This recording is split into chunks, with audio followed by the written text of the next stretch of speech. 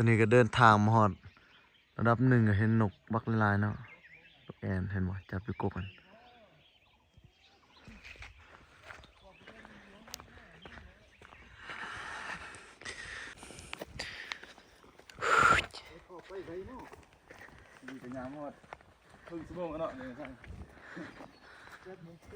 ตะเวนกำลังขึ้นงามสุดมุมจากการเดินทางฝ่าหินเพื่อไปสู่เป้าหมายเนาะเป้าหมายของเราก็คือจุดที่สูงเนาะที่สูงที่สุดของบ้านพุเล็ดเนาะเมืองเวียงภูคาแขวงหลวงน้ำทาสปปลาว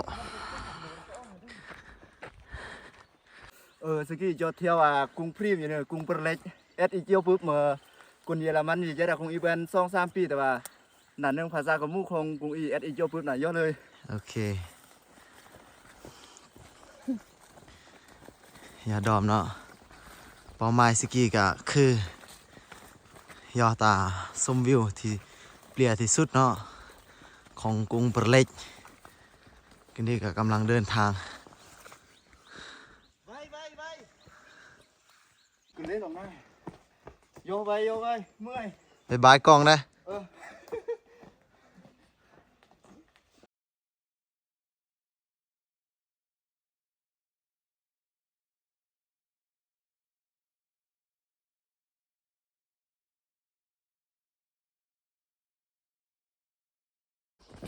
ตอนนี้ก็การเดินทางก็คือว่าแข่งกับเวลาเนาะว่าการไปเนี่ยก็จะใส่เวลาประมาณ1 ชั่วโมงปลายเนาะคันยางซ่ากับประมาณ2 ชั่วโมงคันนี้ยอมไหวประมาณ1 ชั่วโมงปลายคันยางซ่าประมาณ2 ชั่วโมงอ๋องานขึ้นแล้วนี่เดี๋ยวเป็นแต่เปรก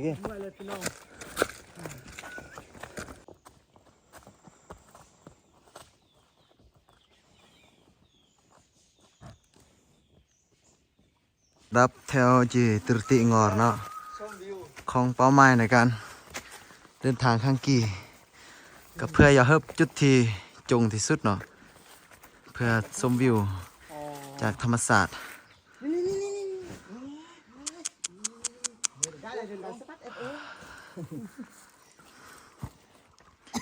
ทุกคนก็กำลังพักเอื้อกอมเนาะ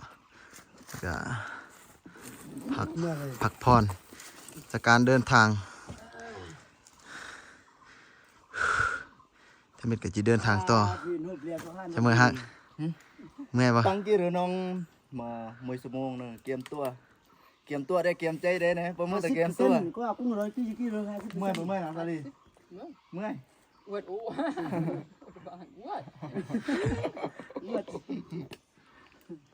เมื่อยส้มเมื่อยอันเมื่อยบ่จะได้คำสิ้นใจคนเมื่อเลยมันนี่เดี๋ยวมาเดี๋ยวเมื่อเดี๋ยวก็ต้องทน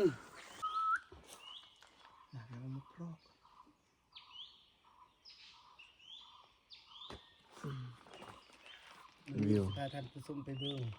คือทัศน์ธรรมชาติกี่แกจะเมื่อ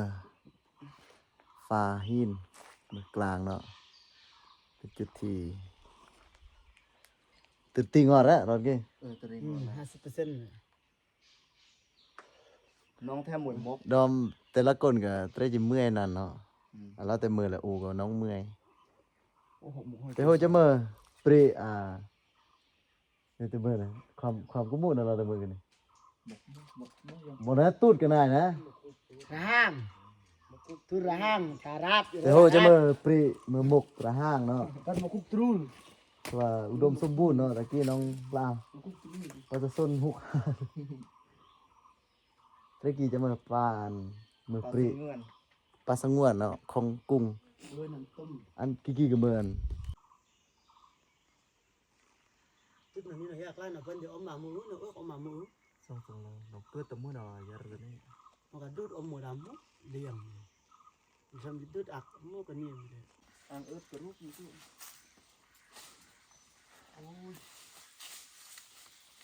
นั่นนะกูที่หลับเพื่อนมึง ผมไปตาผมมือเลยคือแบบนี้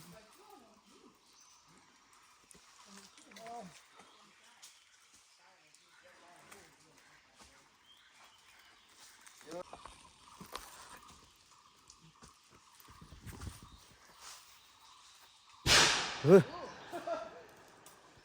เสียงสนาดหนอปิงซีมนี่ก็ที่อรทุกคนปีนหินเนาะกาขี่กันบนงอดแหล่งท่องเที่ยวอีกเพื่อย่อชมวิวที่เปรียที่สุดอย่าตำมกเขาเนาะที่นี่ก็ดีปีนขึ้นเนาะคือชื่อเซียวเอ็ดเนาะเพราะว่าคือเหมือนลิงมาวักมากลางเนาะยี่ต้องยิบอันกันแน่นเพอบสันเกิดอันตรายเนาะมีสามารถพลาดในมือกับเปื่อนทุกก้าวของอีในการเคลื่อนที่เคลื่อนหลอกต้องอาสติแล้วก็ยิบอันกริตายอันกันแน่นยาวคือจริงปลอดภัยโอ้เสียว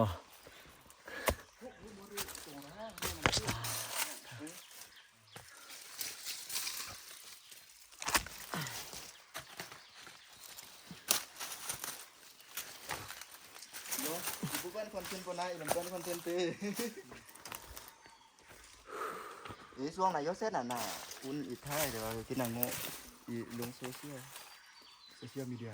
ngoại lông mới còn đăng ngoại lông là bèn xứng được luôn này mới ít thay nát thì là nước thay mà nó biết rồi thêm cái tên như nào này spa pro ôm po này ô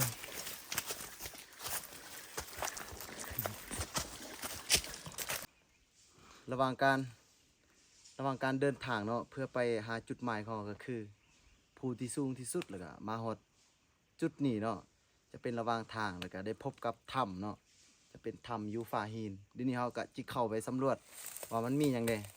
โอเคนำมาเลยตัวนี้เนาะอันนี้จะเป็นปากถ้ำเนาะเป็นปากถ้ำเลยเนี่ยสุดยอด ขอในพุ่นเลย เอาสิลงไปไต่พุ่นเนาะลงไปสำรวจเบิ่งว่าอยู่ในพุ่นว่ามันเป็นอะไรเนาะ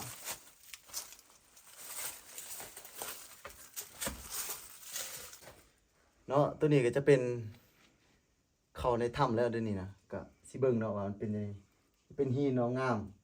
มสุดอาจจะเป็นหินปูนเกาะตัวเวลาฝนย่อยเนาะเห็นบ่เลื่อมเท่านี้งามสุดโอเคลงมาทางใต้เนาะมาเบิ่งทางใต้ในถ้ำว้าว Amazing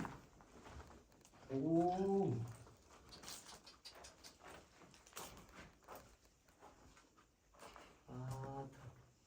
คักสุดทุกคนนี่มาเบิ่งนี่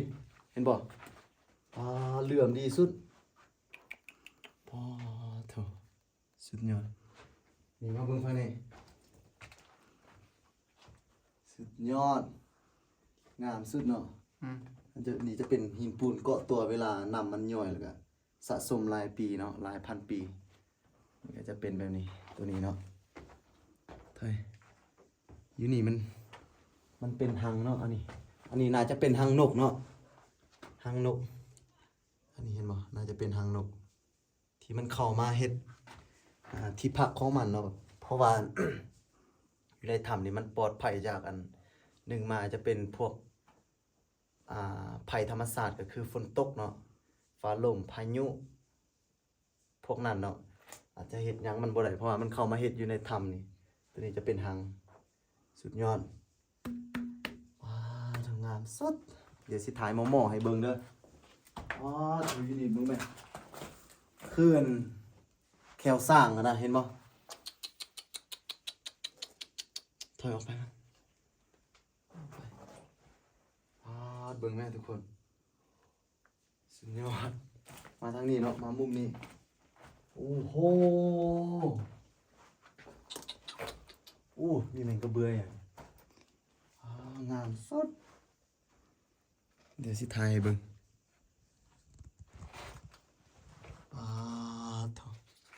เห็นบ่แมงกระเบือสุดยอดนะจะเป็นทำบ่เลิกปานใดเนาะตัวนี้ น่าจะ ก็มี น่าจะประมาณ50 เมตรเนาะความลึกของงามสุดเห็นบ่เหลื่อมได้ทุกคนสังเกตดีๆมันจะเหลื่อมสุดยอดเบิ่งในทางใต้เกาะเป็นหิน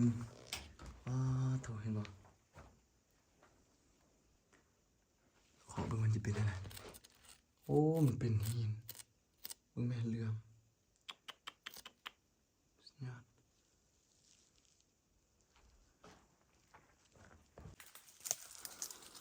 ไปใส่เอาส่ง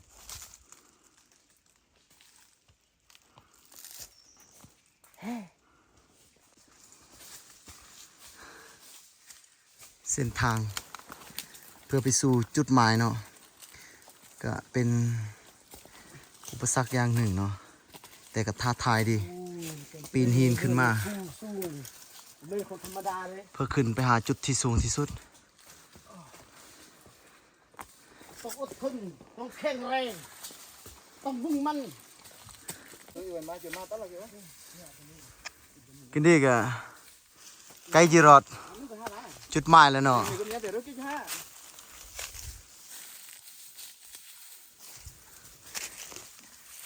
เป็นนี่เชื่อถือพอแล้ว ทะเลจีรอดแล้ว มีความไม่ ที่ แล้ว อำเบน น้ำมันเป็นล้ม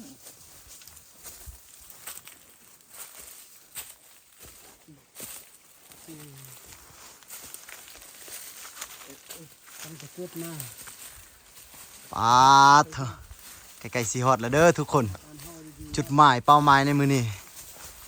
ปาดโท โคตรงามเลยชื่อธรรมศาสตร์นี่ เนี่ยชากมันเกิน สีฮอดแล้วสีฮอดแล้ว อดใจรอ อีกบกี่วินาที ตะเวนหน่อย จะได้เห็นวิวที่งามที่สุด ที่ทุกคนอาจจะบ่เคยเห็นมาก่อนเนาะ ผู้ซุ่ม ตัวนี้เนาะปาดเถอะ ไม่ป้า สีฮอดแล้วสีฮอดแล้ว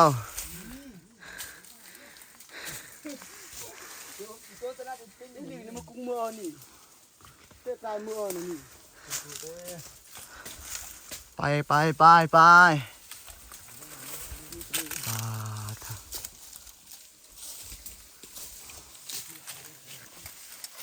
ความลื่นมันเอาไปเยอะก็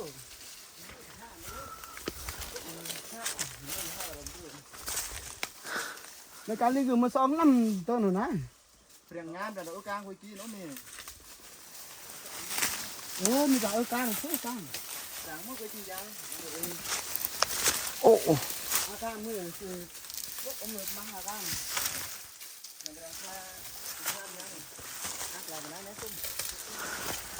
สีฮอดแล้วสีฮอดแล้ว โคตรงามโคตรสวย พูดนะ ว้าว เอาว่าน สิปิดก่อนให้ทุกคนทาเบิงเนาะ สีฮอดแล้วสีฮอดแล้วสีฮอดแล้วสีฮอดบนงามที่สุดล่ะ ทำงานเต็มที่เต็มที่ เรากลางอ่ะมืออัดกับมือ สีฮอดจุดที่สูงเลยเนาะ เรากลางคิดแต่มือ วิวนี้รับรองว่าทุกคนนี่ต้องประทับใจแน่นอน แต่ว่ายังบ่ฟ้าวให้ทุกคนได้เบิ่งเถอะมันลุ้นน้ำกันเนาะ อันนั้นที่อังเลยเครื่องอังที่เลย เดี๋ยวเด้อ ทำกระดาษมึงเชื่อกุ้งมือ นับไปพร้อมกันเนาะทุกคน เอา กระดาษมึงก็ลำช่าง เดี๋ยวขึ้นให้มันสูงอีก มันยังบ่สูงพอ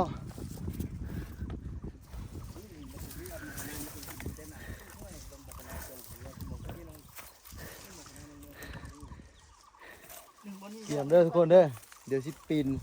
ให้เบิ่ง เฮ้ยยันเรานุ่งปุย มุมที่มันงามที่สุดเนาะ เอาซอกบอลก่อน โอเค ปิดก่อนเนาะ เอานับไปพร้อมกันเนาะทุกคนเนาะ เอา1 2 3บ้าโอ้สุดยอด สุดยอดทุกคน นี่ที่ขึ้นไปอยุพุ่นอีกเนาะ ตัวนี้ยังบ่สูงดีเถอะนี่ที่ไปอยุพุ่น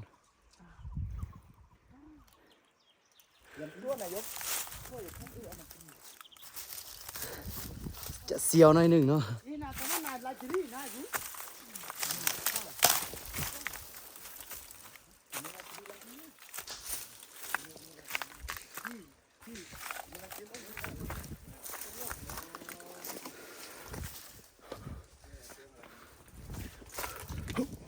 ว้าว360องศา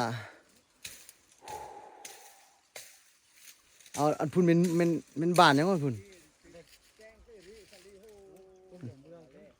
ฮะ ซักมึงเบิ่งทางพุ่นซัก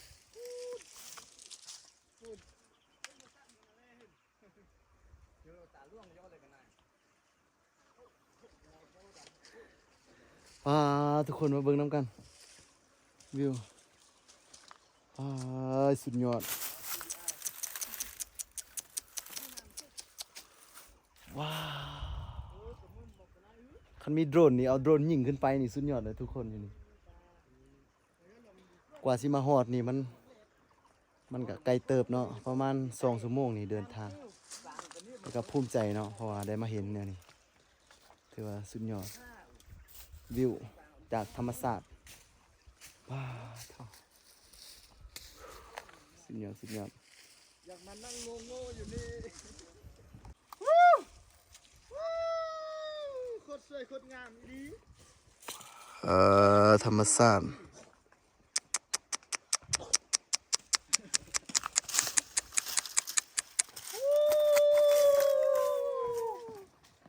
คัก แป้งทุ่งอันนั้นมันดิวเยอะ1 2 3ไป ลมมันแห้งโพดนะ ไป เฮ้ยก็น้ำเมืองเฮาเมืองเพิ่นเมืองพะค่าโอ้นี่ก็มันก็มีร้านนี้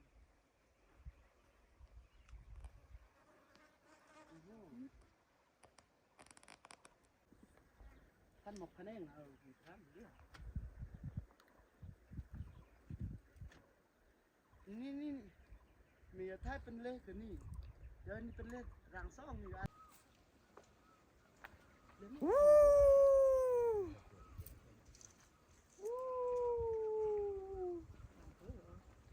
Amazing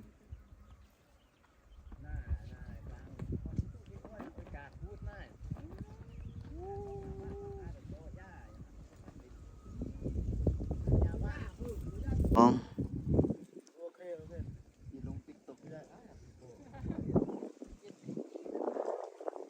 เนี่ยแกเป็นต้น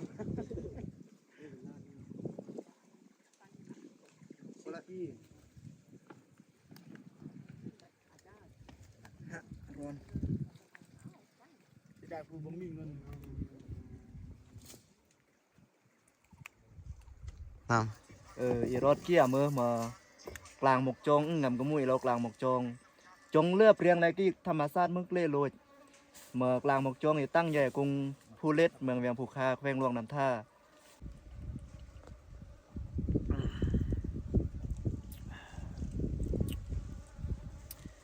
คอยสิบอกให้ทุกคนรับรู้เด้อแต่ละคนนี่มันมีความมักความหักบ่คือกันเส้นค่อยนี่ก็คือมักการประจนภัยมักการใส่ชีวิตอยู่กับธรรมชาติบ่แม่นว่าสิเปรียบเทียบกับคนอยู่เมืองเนาะเมืองใหญ่เมืองเดี๋ยวนี้นั่นคันจิตเว้ามันก็ต่างกันคนใส่ชีวิตแต่ละแบบมันบ่คือกันอยู่แล้วแต่ว่าบ่ได้หมายความว่าอยู่พุ่นนี่มันบ่ดีใส่ชีวิตอยู่เมืองใหญ่มันบ่ดีคือกันแต่ว่านี่เว้าเรื่องความมักสำหรับข้อยนี่ได้อยู่กับธรรมชาติในนี่ถือว่าสุดยอดปลอดภัยจากหลายสิ่งหลายอย่างจากโลก